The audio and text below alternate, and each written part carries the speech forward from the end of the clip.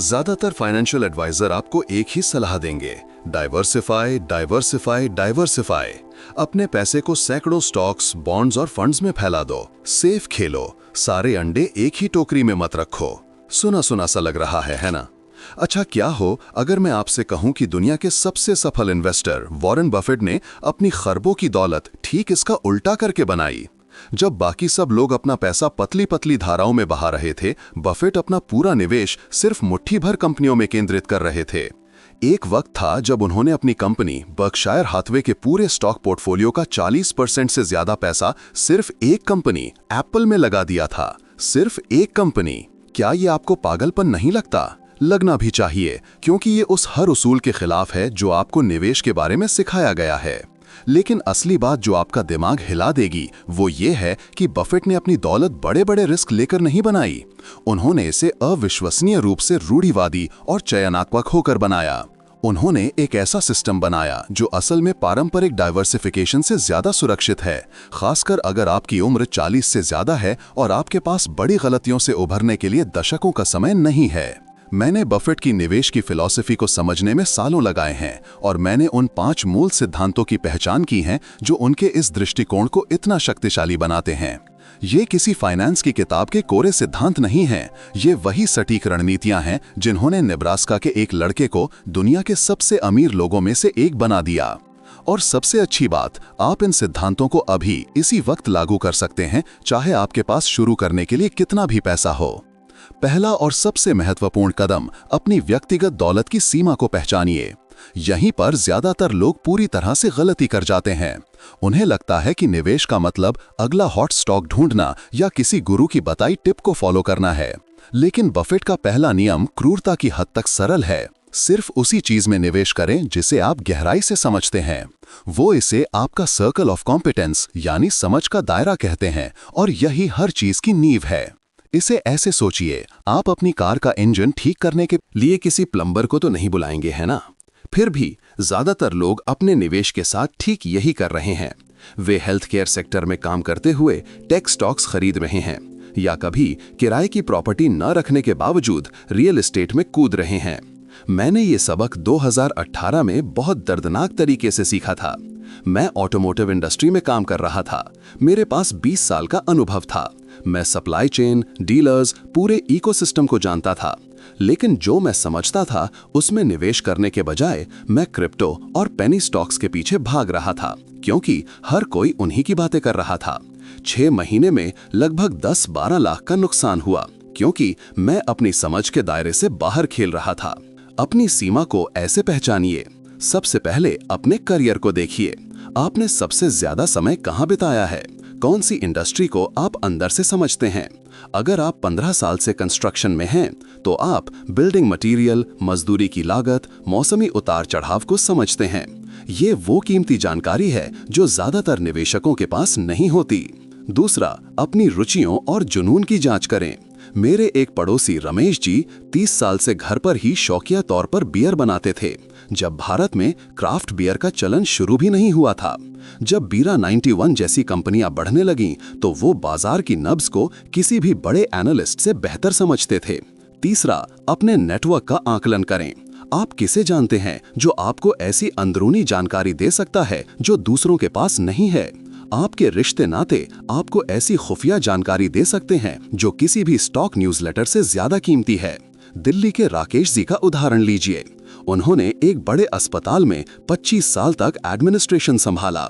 Index fund खरीदने के बजाय उन्होंने उन हेल्थ केयर कंपनियों पर ध्यान केंद्रित किया जिन्हें वे करीब से समझते थे, जैसे अपोलो हॉस्पिटल्स, सन फार्मा और डॉक्टर रेड्डीज। पिछले एक दशक में उनके इस फोकस्ड हेल्थ केयर पोर्टफोलियो ने निफ्टी 50 को भी पीछे छोड़ दिया है। यहाँ कुंजी इस बात पर पूरी तरह ईमानदार रहना है कि आप वास्तव में क्या जानते हैं और आपको क्या लगता है कि आप जानते हैं। ज्यादातर लोग जान पहचान को समझदारी मान लेते हैं। आप रोज एप्पल के प्रोडक्ट इस्तेमाल करते होंगे, लेकिन क्या आप एप्पल का बिजनेस मॉडल, उनकी सप्लाई चेन, उनके प्रतिस्पर्धी फायदों को समझते हैं? दोनों में जमीन आसमान का फर्क है। दूसरा, दौलत बनाने का तरीका ऐसे रिसर्च करिए जैसे आपकी पूरी किस्मत इस पर निर्भर करती हो। अब जब आपने अपनी समझ का दायरा पहचान लिया है, तो यहीं आप खुद को नौसिखियों से अलग करते हैं। ज्यादातर लोग स्टॉक खरीदने से पहले मुश्किल से 5 मिनट की रिसर्च करते हैं। वे एक हेडलाइन पढ़ते हैं, शायद स्टॉक की कीमत देख लेते हैं और कूद पड़ते हैं। ये निवेश नहीं है, ये जुआ है। बफेट किसी एक कंपनी में निवेश करने से पहले महीनों, कभी-कभी सालों तक रिसर्च करते हैं। और मजे की बात यह है कि वो चार्ट्स या टेक्निकल एनालिसिस नहीं देख रहे होते। वो बिजनेस को ऐसे पढ़ रहे होते हैं जैसे वो पूरी कंपनी खरीदने जा रहे हों। चलिए, मैं आपको बताता हूं कि बफेट की तरह रिसर्च कैसे करें। सबसे पहले बिजनेस से शुरू करें, स्टॉक की कीमत से नहीं। क्या आप सरल भाषा में बता सकते हैं कि ये कंपनी क्या करती है? अगर इसे समझाने में 2 वाक्यों से ज्यादा लगते हैं तो शायद ये बहुत जटिल है। बफेट दशकों तक टेक स्टॉक से दूर रहे क्योंकि वो उन्हें समझते नहीं थे। दूसरा, कंपनी के फाइनेंशियल आंकड़ों में गोता लगाएं, लेकिन इसे सरल रखें। रेवेन्यू ग्रोथ देखें, क्या ये साल दर साल लगातार बढ़ रही है? प्रॉफिट मार्जिन की जांच करें, क्या वे स्थिर है या सुधर रहे हैं? कर्ज का स्तर देखें, क्या ये कंपनी मंदी के दौर में कर्ज के बोझ तले डूबे बिना बच सकती है? एक असली उदाहरण देता हूं। 2019 में मैं डी मार्ट, एवेन्यू सुपरमार्ट्स पर रिसर्च कर रहा था। मैं उनके मेंबरशिप मॉडल को अपनी समझ के दायरे से जानता था। मैं सालों से उनका ग्राहक था। उनका रेवेन्यू लगातार बढ़ रहा था, उनके प्रॉफिट मार्जिन स्थिर थे और उन पर लगभग कोई कर्ज नहीं था। सबसे जरूरी बात, उनके पास एक मोट यानी एक अभेद्य किला था, ग्राहकों की वफादारी जिसे कोई और आसानी से कॉपी नहीं कर सकता था। तीसरा, उस चीज की तलाश करें जिसे बफेट मोट कहते हैं, एक ऐसा प्रतिस्पर्धी फायदा जो बिजनेस की रक्षा करता है। एशियन पेंट्स के पास ब्रांड लॉयल्टी है, डी मार्ट के पास लागत का फायदा है, रिलायंस जियो के पास नेटवर्क इफेक्ट है। ये मोट प्रतिस्पर्धियों के लिए बाजार में हिस्सेदारी चुराना मुश्किल बना देते हैं। चौथा, लीडरशिप का मूल्यांकन करें। ऐसे सीईओ की तलाश करें जो मालिकों की तरह सोचते हों, ना कि नौकरी करने वालों की तरह। क्या उनके पास अपनी ही कंपनी में अच्छी खासी हिस्सेदारी है? क्या वे अपनी बातों में ईमानदार हैं? क्या वे पूंजी का सही इस्तेमाल करने के स्मार्ट फैसले लेते हैं? अंत में खतरे के संकेतों को देखें। जो कंपनियां लगातार अपना बिजनेस मॉडल बदलती रहती हैं, जहां मैनेजमेंट हमेशा अपने शेयर बेचता रहता है, जहां अकाउंटिंग में गड़बड़ियां दिखती हैं, या जो बिजनेस सच होने के लिए कुछ ज्यादा ही अच्छे लगते हैं, वे अक्सर धोखेबाज होते हैं। क्या अब तक आपको ये तरीका मददगार लग रहा है? अगर आपको भी लगने लगा है कि रिसर्च का ये गहरा तरीका आपके निवेश के नतीजों को बदल सकता है, तो नीचे कमेंट्स में नया नजरिया टाइप करिए। तीसरा, प्रॉफिट मल्टीप्लायर, हर चीज से ऊपर उत्कृष्टता को चुनें। यहां बफेट का दृष्टिकोण वास्तव में बहुत उल्टा लगता है। जहां हर कोई दर्जनों स्टॉक्स में डाइवर्सिफाई करने की कोशिश कर रहा है, वहीं बफेट सिर्फ कुछ असाधारण बिजनेस के मालिक बनने पर ध्यान केंद्रित करते हैं। उनका प्रसिद्ध उद्धरण सब कुछ कह देता है। एक औसत दर्जे की कंपनी को शानदार कीमत पर खरीदने से बेहतर है कि एक शानदार कंपनी को ठीक-ठाक कीमत पर खरीदा जाए। 40 की उम्र के बाद के ज्यादातर निवेशकों को डाइवर्सिफिकेशन के जरिए सुरक्षित खेलना सिखाया जाता है, लेकिन बफेट का तर्क है कि दर्जनों औसत कंपनियों के मालिक होने की तुलना में कुछ विश्व स्तरीय बिजनेस का मालिक होना वास्तव में ज्यादा सुरक्षित है। जरा सोचिए, क्या आप उन 50 कंपनियों के छोटे-छोटे टुकड़े रखना पसंद करेंगे जिनके बारे में आप कुछ नहीं जानते, या उन 5 कंपनियों में बड़ी हिस्सेदारी रखना चाहेंगे जिन्हें आप पूरी तरह समझते हैं? मैं आपको रोहन के बारे में बताता हूं, जो मेरे एक दोस्त हैं और एक फाइनेंशियल एडवाइजर हैं, जिन्होंने बफेट के तरीकों का अध्ययन करने के बाद अपना पूरा नजरिया ही बदल दिया। सालों तक वो हर सेक्टर से 40-50 स्टॉक वाले पोर्टफोलियो बना रहे थे। उनके क्लाइंट्स को बाजार के बराबर रिटर्न मिल रहा था, जिसमें से उनकी फीस भी कट जाती थी। फीस कुछ खास नहीं। फिर उसने क्वालिटी पर ध्यान देना शुरू किया। उसने उन कंपनियों पर फोकस करना शुरू किया जिनका प्रदर्शन लंबे समय से लगातार मजबूत था। है ऐसी कंपनियां नहीं जो रातों रात चमककर गायब हो जाएं, बल्कि ऐसे बिजनेस जिन्होंने कई मंदियां, बाजार की गिरावटें और इंडस्ट्री के बदलाव झेले हों। हिंदुस्तान यूनिलीवर जैसी कंपनियां जो 130 से भी ज्यादा सालों से लगातार डिविडेंड दे रही हैं। यहां कुंजी उन बिजनेस पर ध्यान केंद्रित करना है जिनके भविष्य का अंदाजा लगाया जा सकता है। बफेट को ऐसी कंपनियां पसंद हैं जिनके बारे में वो 10 से 20 साल आगे का उचित अनुमान लगा सकते हैं। क्या आप सोच सकते हैं कि एशियन पेंट्स 2045 में भी प्रासंगिक रहेगा? बिल्कुल। क्या आप अनुमान लगा सकते हैं कि कोई नया हॉट टेक स्टार्टअप 20 साल बाद कैसा दिखेगा? शायद नहीं। वित्तीय मजबूती बेहद जरूरी है। आपको ऐसी कंपनियां चाहिए जिनका रिटर्न ऑन कैपिटल ज्यादा हो, कर्ज मैनेजेबल हो और असली फ्री कैश फ्लो हो, ना कि सिर्फ कागजी मुनाफा। ये संकेत बताते हैं कि कंपनी अपनी ग्रोथ को आंतरिक रूप से फंड कर सकती है, मंदी से बच सकती है और बिना बेवजह के जोखिम उठाए शेयर धारकों को पुरस्कृत कर सकती है। यहाँ क्वालिटी ओवर क्वांटिटी की सोच का एक सटीक उदाहरण है। 10 अलग अलग बैंक स्टॉक्स खरीदने के बजाय बफेट ने सिर्फ एक खरीदा, जिसे वो असाधारण रूप से अच्छी तरह समझते थे, जैसे भारत में HDFC बैंक। उन्होंने इंडस्ट्री का अध्ययन किया, रेगुलेटरी माहौल को समझा और मैनेजमेंट टीम पर विश्वास किया। उस एक केंद्रित दाव ने बर्कशायर को अरबों डॉलर कमा कर दिए हैं। कीमत का सिद्धांत भी महत्वपूर्ण है। सस्ते स्टॉक्स के जाल में सिर्फ इसलिए ना फंसें क्योंकि वे सस्ते हैं। एक बेहतरीन बिजनेस ठीक ठाक कीमत पर समय के साथ एक औसत दर्जे के बिजनेस से बेहतर प्रदर्शन करेगा जो आपको डिस्काउंट पर मिल रहा हो। क्वालिटी कंपाउंड होती है, मीडियोक्रिटी नहीं। चौथा, दौलत की नींव अपना फॉरएवर पोर्टफोलियो बनाएं। अब वो हिस्सा आता है जो वास्तव में दौलत बनाने वालों को दौलत गंवाने वालों से अलग करता है। एक बार जब आप उन कुछ असाधारण बिजनेस की पहचान कर लेते हैं तो आप अपना पोर्टफोलियो उनके इर्द गिर्द बनाते हैं और उसे पकड़े रहते हैं। महीनों के लिए नहीं, अगली मंदी तक नहीं, बल्कि सचमुच हमेशा के लिए या जितना संभव हो सके उतने लंबे समय के लिए। यहीं पर ज्यादातर लोग बुरी तरह से फेल हो जाते हैं। वे रिसर्च करते हैं, बेहतरीन कंपनियां ढूंढते हैं, उन्हें खरीदते हैं और फिर 6 महीने बाद बेच देते हैं क्योंकि वे किसी हेडलाइन या बाजार की अस्थिरता से चिंतित हो जाते हैं। वे लंबी अवधि में दौलत बनाने को छोटी अवधि के जुए में बदल देते हैं। अपना फॉरएवर पोर्टफोलियो ऐसे बनाएं। सबसे पहले अधिकतम 5 से 10 कोर होल्डिंग्स चुनें। ये वे बिजनेस हैं जिन्हें आप पूरी तरह से समझते हैं, जिन पर आप मौलिक रूप से विश्वास करते हैं और जिन्हें आप तब भी रखने में सहज होंगे अगर शेयर बाजार 10 साल के लिए बंद हो जाए। दूसरा, अपनी पोजीशन का आकार अपने विश्वास के आधार पर तय करें। हर अच्छे आइडिया में सिर्फ पैर डुबोकर ना रह जाएं।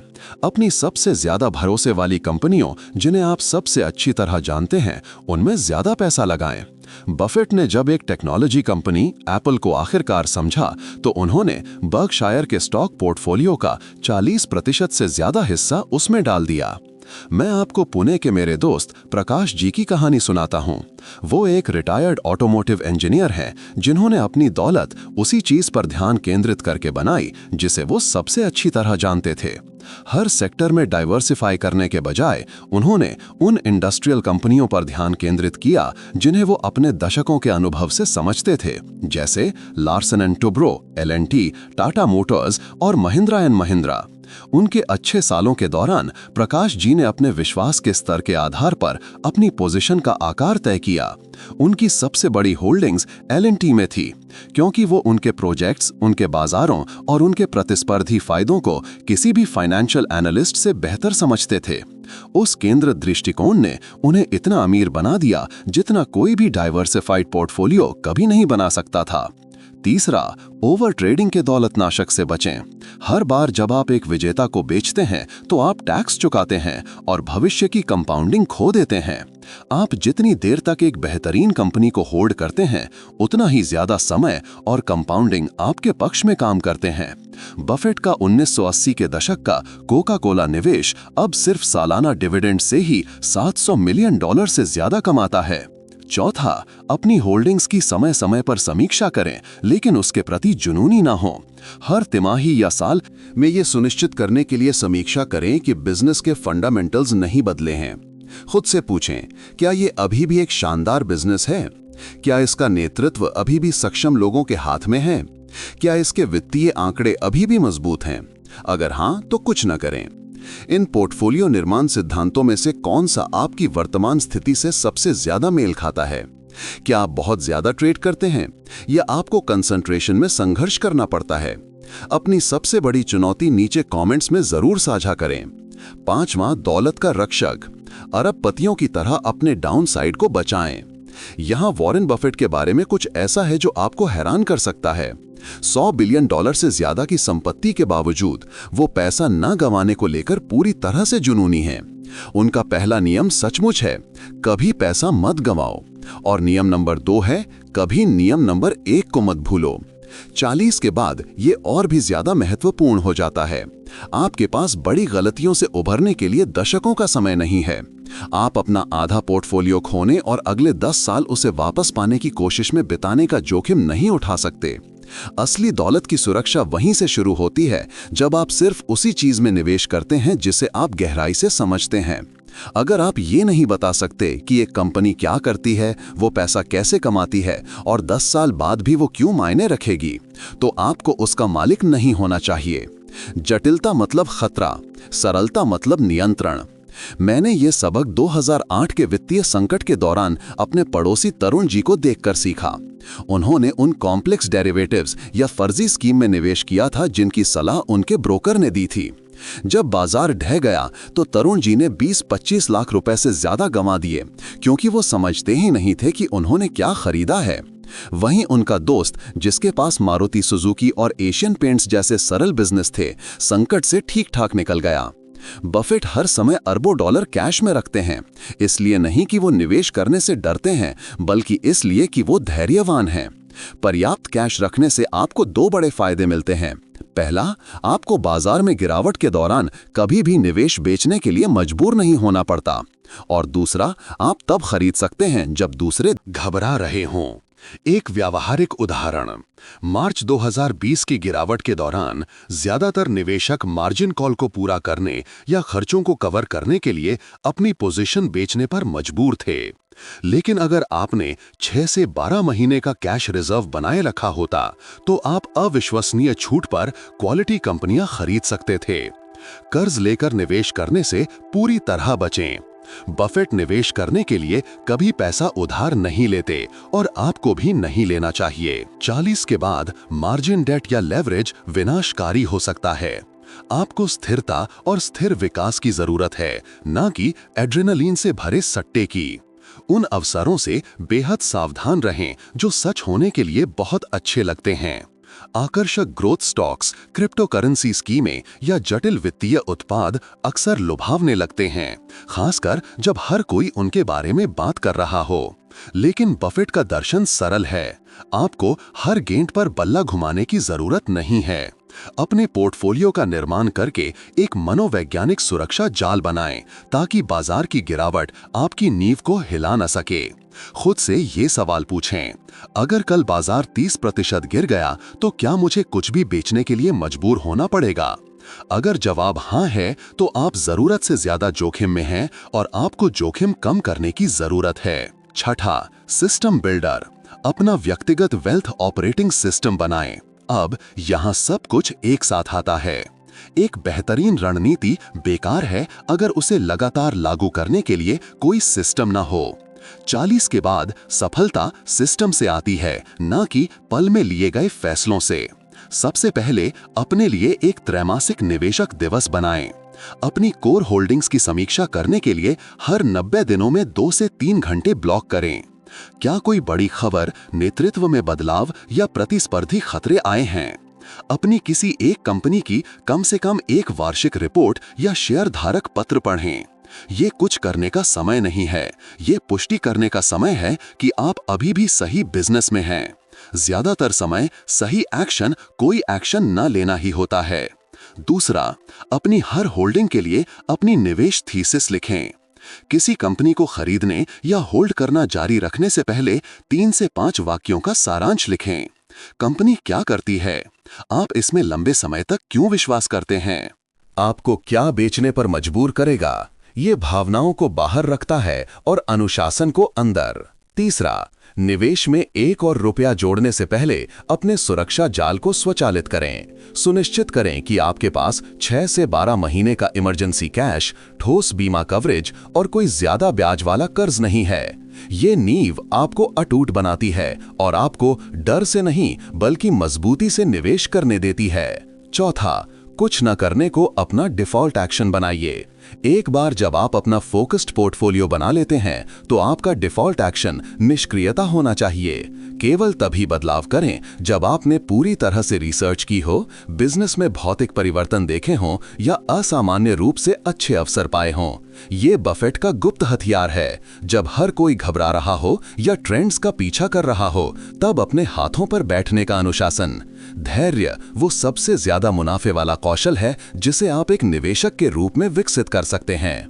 पांचवां, डिविडेंड को स्वचालित रूप से पुनर्निवेश करें। जहां उपयुक्त हो, डिविडेंड पुनर्निवेश योजनाएं स्थापित करें। डिविडेंड का पुनर्निवेश आपको दशकों तक अपनी जेब से पैसा लगाए बिना अपने शेयरों की संख्या को कंपाउंड करने देता है। ये आपके रिटर्न को बड़े पैमाने पर बढ़ा सकता है, भले ही स्टॉक की कीमतें स्थिर रहें।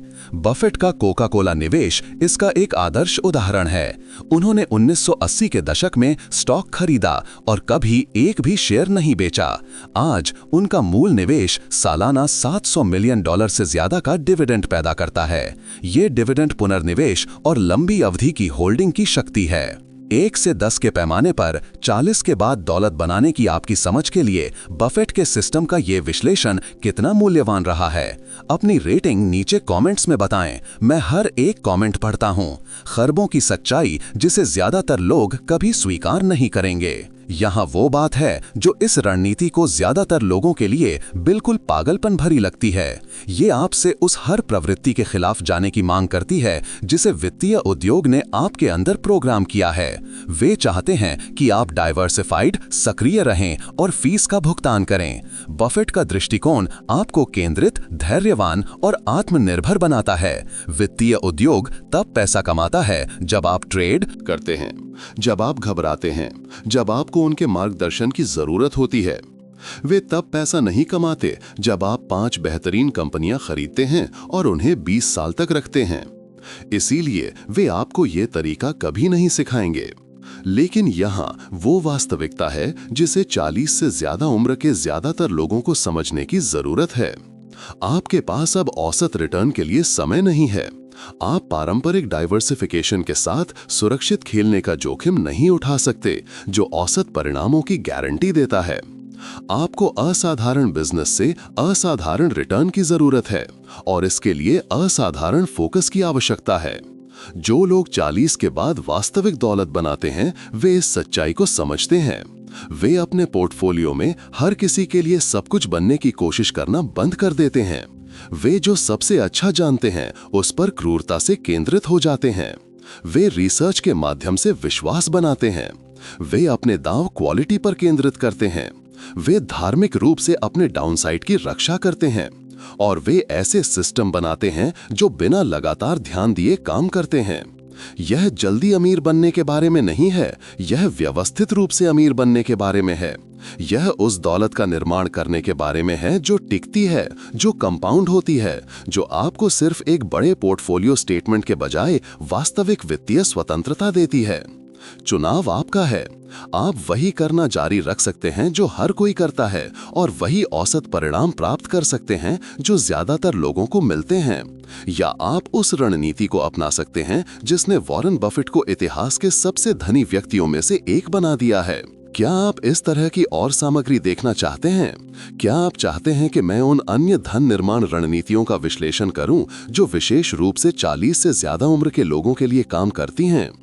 अगर आप चाहते हैं कि मैं एक पार्ट 2 बनाऊं जिसमें और भी शक्तिशाली तकनीकें हों जो वित्तीय उद्योग नहीं चाहता कि आप जानें, तो नीचे कमेंट करें। और अगर इस वीडियो ने निवेश के बारे में आपकी सोच को बदल दिया है तो उस सब्सक्राइब बटन को दबाएं और नोटिफिकेशन बेल को बजाएं, क्योंकि प्रो बफेट HQ पर हम वास्तविक वित्तीय स्वतंत्रता की इस यात्रा पर अभी शुरुआत कर रहे हैं। याद रखें, 40 के बाद यह सुरक्षित खेलने के बारे में नहीं है, ये स्मार्ट खेलने के बारे में है। और कभी-कभी सबसे स्मार्ट रणनीति वही होती है जो बाकी सभी को पूरी तरह से पागलपन लगती है।